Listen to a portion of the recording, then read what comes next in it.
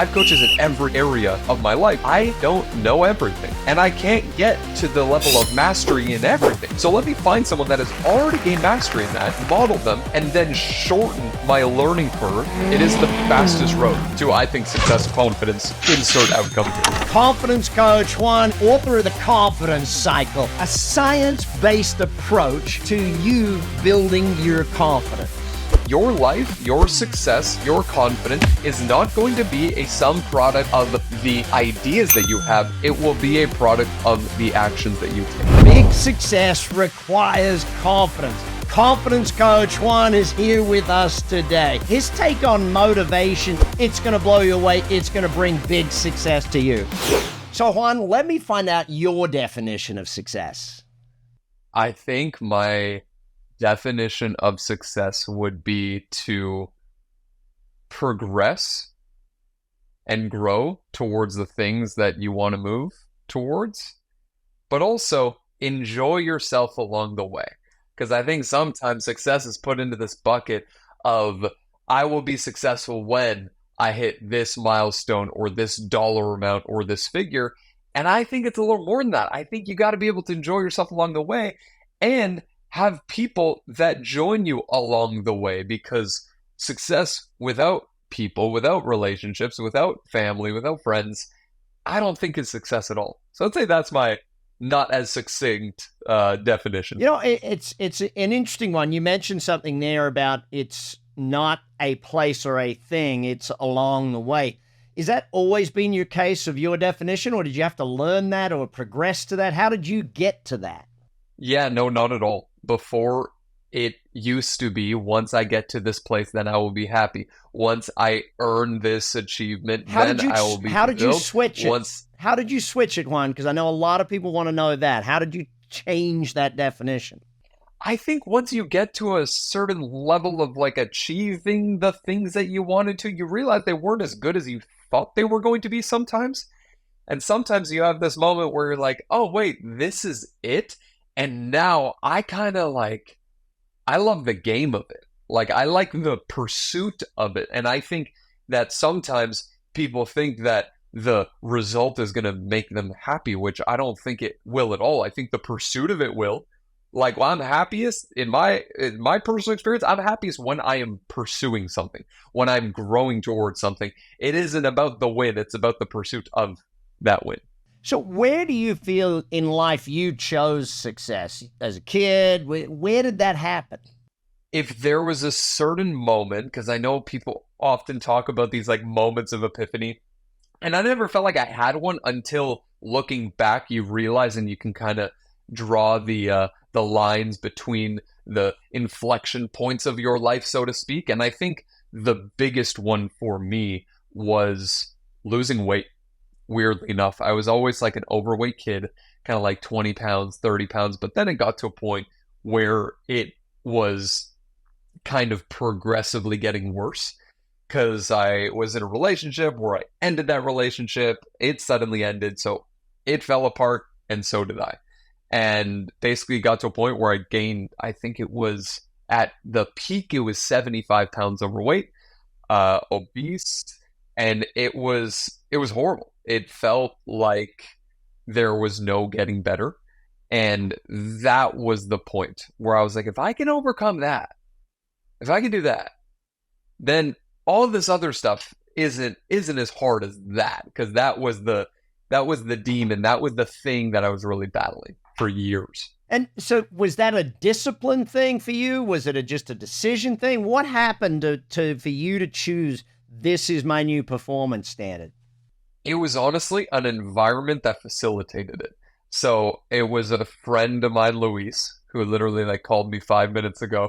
We still are friends to this day. This was 10 years ago. And he saw the place that I was in my life. And then he was like, I feel like you need a fresh start. It was one of those moments where someone comes and like grabs you by the shoulders and like metaphorically shakes you in life. And he was like, come stay with me in California for 6 weeks. Just get back up on your feet. And he was the kind of guy, and still is the kind of guy, that is, by every definition of the word, a high performer. He is that guy. He lived in California. He had a business. He had a car. I was like, he made it. He did it. Like, he is success. And I was like, maybe if I get around that, maybe a little bit of that magic will rub off on me. That was my thought process. So I literally booked a one-way ticket from Toronto to California, lived with him for 6 weeks. And for the first time, I was in an environment with someone that held me to a higher standard that I saw within myself.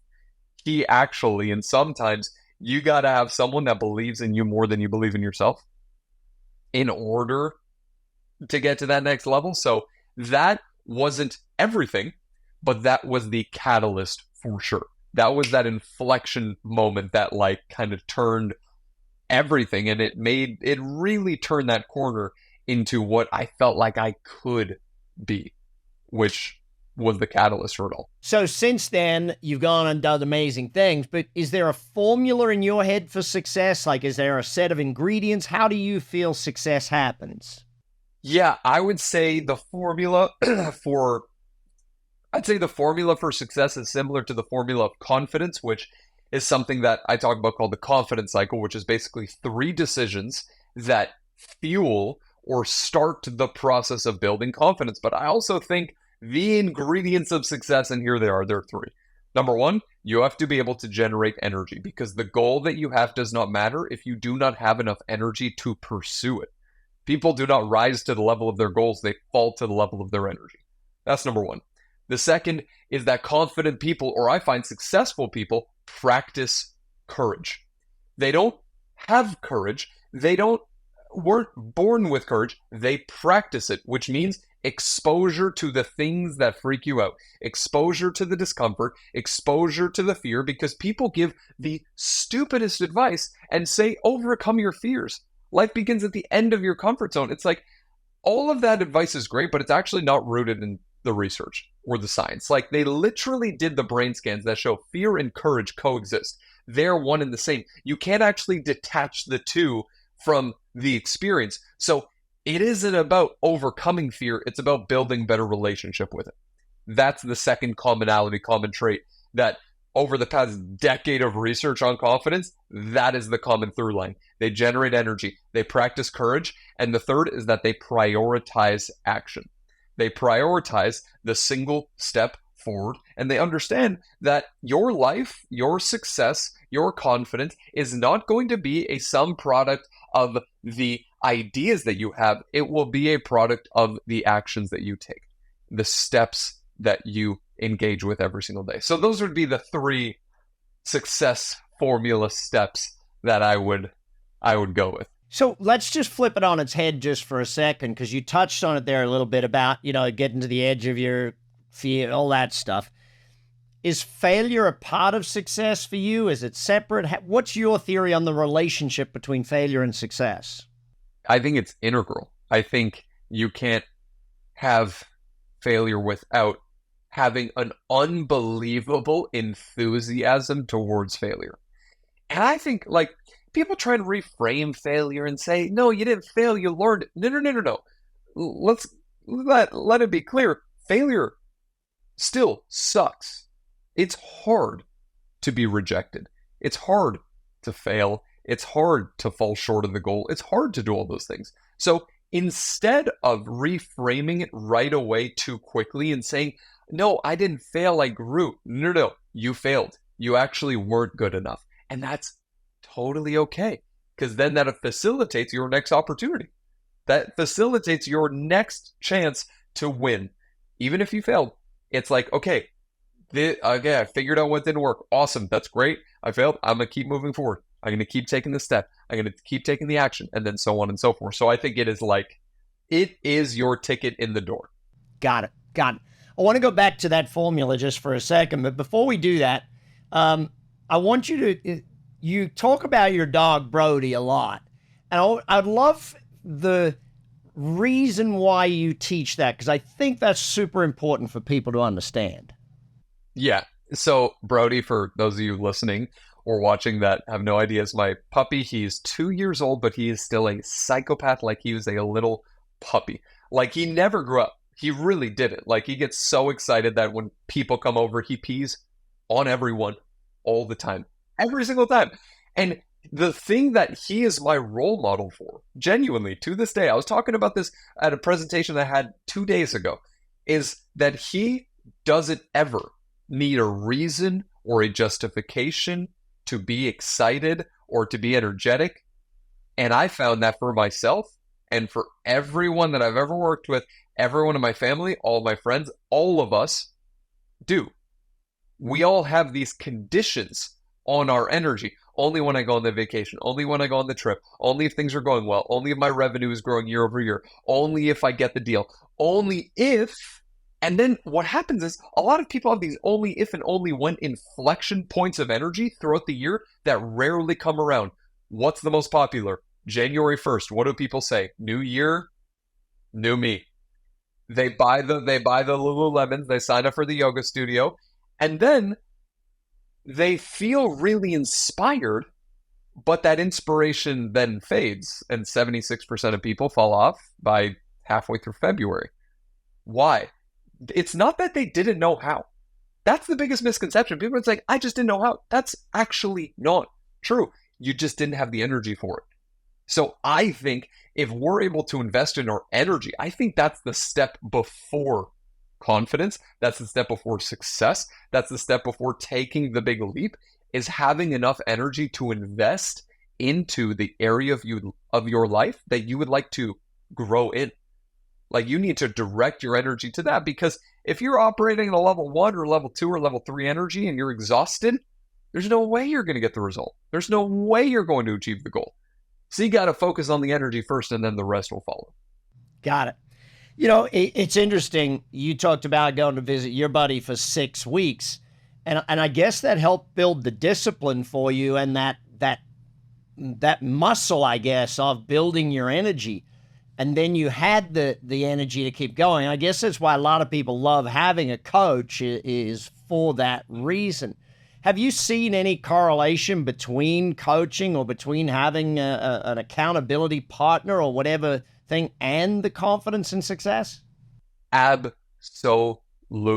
Your level of confidence will be the average of the 5 people you spend the most time with. Just like they say, your bank account, your net worth, your whatever the quote is, it's the exact same thing. And finding someone who has already done the thing that you want to do and finding out how they did it is the fastest road to turn decades of research and trial and error into months of time.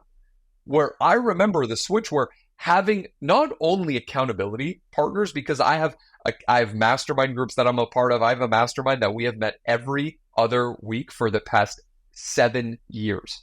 They were there when I closed my first deal in business. They were there through everything.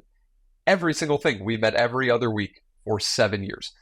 There's also something to be said about specialized knowledge or specialized coaching, where I have coaches in health and fitness. I have a coach. I have a coach in terms of finances. I have a coach in terms of speaking and my career. I have coaches in every single area of my life, because I realized I don't know everything.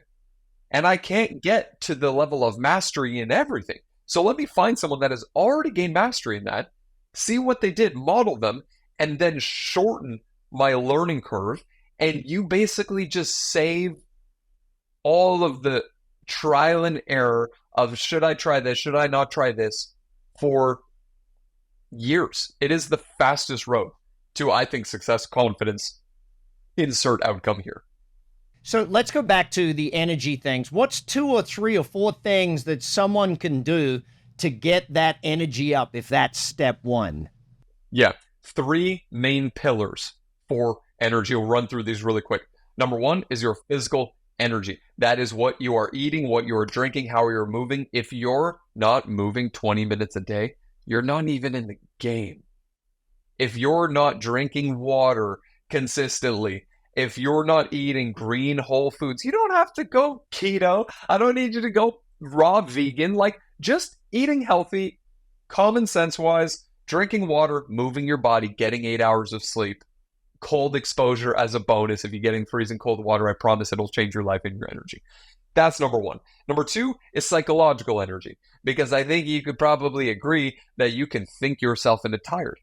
but you can also think yourself into energy. There's a reason why the day before Christmas, day before an exciting trip, you could get 2 hours of sleep, but you somehow still find the energy. That comes from your psychology. So what you anchor to is excitement. And to not go into the rabbit hole, it's something called anticipation psychology, which basically invites that good feeling into the present moment, just by focusing on the things you are looking forward to, excited about. Look at your next 30 days. If you don't have one thing a week that you're excited about, you got to change something up. And then the third pillar is environmental, which is there are people that you talk to that after talking to them, you feel like you need to take a nap. Or there's people that you talk to that after talking to them, you feel lit up. You're charged up. You're ready to go. I call those drainers and chargers. Limit the amount of time you spend with people that drain your energy. Maximize or find people that add to your energy. Those 3 things will transform your energy more than anything else. Love it. Love it. Okay, so let's dive into practicing courage, step 2. And how does someone first move into that space? Is there a mindset shift? Do we do something? How do we do that? So courage is situation and person specific, because what would be courageous for me may not be courageous for someone else, and vice versa. For some people, a common example here is some people need a lot of courage for public speaking. They're terrified of speaking in public. For some people, they're natural at that, and they've never been afraid of that. I have a friend, Kyle, who's a professional speaker. We've been in this world for like 10 years, and he isn't afraid of speaking at all. He never has been. I had the opposite experience. I'm still kind of nervous. Even if I do a venue of like a few thousand people, I still have to skip and do push-ups backstage, and I do it 60 or 70 times a year. So there's different dynamics and relationships when it comes to courage for everyone. Everyone is different. That's the disclaimer I want to kind of start with. The change and the shift when it comes to courage is that some people think that, oh, okay, I just need to step outside of my comfort zone. Here's what most people do. They step out. It's scary. They get rejected. They fail. So then they step back in, and then they do a little dance, and they actually never grow. They just step out momentarily and then step back in. It's not about stepping out of your comfort zone. It's about expanding your threshold of what you find comfortable. And the only way to do that is by consistently scheduling courage. If you're nervous about public speaking, where is that on your calendar every week? If you're nervous about going to meet new friends, especially in a post-pandemic world that we're living in, where even people think it's like, oh no, it's just your friends that are in their late 20s, early 30s. Fortune 100 executives that I was with a month and a half ago, people at American Express, you would think the most confident people still struggle with social dynamics. So whether that's going to say hi to 5 new people every week and starting new conversations. So I think it's having courage on the calendar. Having courage on the calendar. If you're coasting, if your next 30 days don't have anything that are stretching you or pushing you, you're not practicing or developing courage. And no wonder why you're in the same place 6 months from now. So you got to put those things on the calendar and say, this is where I'm stretching myself. This is where I'm pushing myself. So let's say I do that and I do get back inside my comfort zone and I'm like, okay, I'm not sure I can push myself again. What does it take to keep doing that, I guess? How do I get myself to do it over and over again? I was going to bring it back to energy, but I'll actually take it one step further and say the mechanism we need when you're hesitant, I don't know if I can do this any longer, I'm tired, you got to pour more energy into it. What facilitates your willingness to pour more energy into something? A strong reason why. So many people talk about, I was having this conversation 2 days ago. I had a keynote in Montana for an association annual conference. And we were having this conversation where they were like, I can't find the motivation. I just can't feel motivated. The root word of motivation is motive, which means reasons. Motivation in Latin is motivus, which means a moving cause. The reason why people are not motivated is because they lack motive. Because let me give you this example. Someone's like, I don't have the motivation to eat healthy.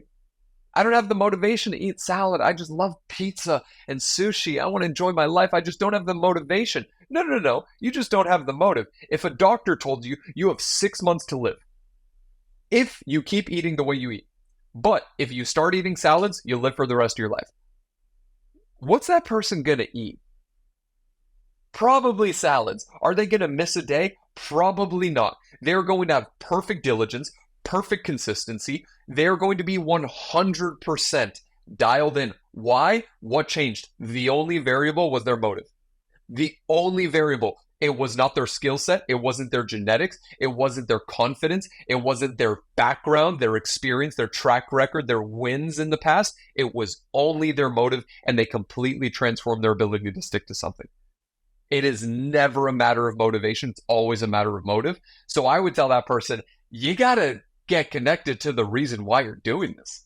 Like, why does this really matter? Because a lot of people have surface level reasons that they don't connect to, and they wonder why they don't feel motivated. So I would say that would be the thing. Well, hey there, and thanks for listening. I've noticed that 78% of you are brand new, which means you haven't hit the subscribe button yet. By subscribing, you help us bring on even better guests, better quality content, and serve you better with even more podcasts. So please hit that subscribe button. It only takes a second. It makes a huge difference. If you support us, we're going to support your success and help you achieve big success together. So, third step, prioritizing action. Give me more understanding of how do I do that? What's the steps? How do I make sure that I'm actually doing that day in, day out, or month in, month out? I think over the past few years, there has been this rise in these 30-day challenges, 75 hard, 90 days to the best version of yourself. And I think those are great. And I've done them with friends and they're fun. But the goal of those then becomes crossing a finish line as opposed to transformation. And I find that some people structure their goals too much like a finish line goal as opposed to a transformation goal. So they'll say, okay, I got 30 days, I got 60 days. By the end of this year, I want to make this much money. All those things are great, but it's a finish line goal.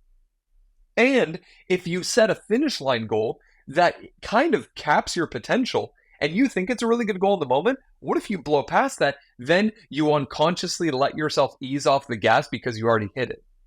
So I think what's more important is having a transformation goal, which a transformation goal is saying, here's the system that I'm going to engage with every single day, every single week. Instead of, I'm going to get a six-pack, it's, I'm going to be a fit person. What does that person do? They get in the gym every day. They work out daily. They go on. So I think that's the difference between a finish line goal and a transformation goal. I think those would be the two. How do we set more transformation goals then? Because if you take the motive and the transformation, I think we got to get better at doing that or deciding a transformation goal. I think it's engaging with the right timeline. Because naturally, many of us are impatient and we want the six-pack after eating the salad. We want the $1 million net worth after opening the LLC or just by starting the job. I think there needs to be a level of patience and of playing a future that isn't in the next month or 3 months or 6 months or 5 years. Like, the fastest road to confidence is acting like the person you want to be in the future now. That person would actually speak up in the meeting. That person would put themselves out there more. That person, so it's reverse engineering where you would like to be in the future. So I think actually the counterintuitive first step of it all is having a clear and massive vision for the person you want to be and the kind of life you want to create. Unabridged, like literally sit down and write out exactly the kind of life you want to live, the house you want to live in, the career you want to have, the car you want to drive, everything. It doesn't matter if it's materialistic or how much you want to give back or the schools that you want to build or whatever it is. Just draw that out. And then ask yourself the question of how would that person act now? What would that person be doing now? Because that person probably wouldn't sleep in until 10 a.m. That person probably wouldn't have 3 tequila drinks on the weekend. That person wouldn't. So it's reverse engineering. What would that person do right now? Got it.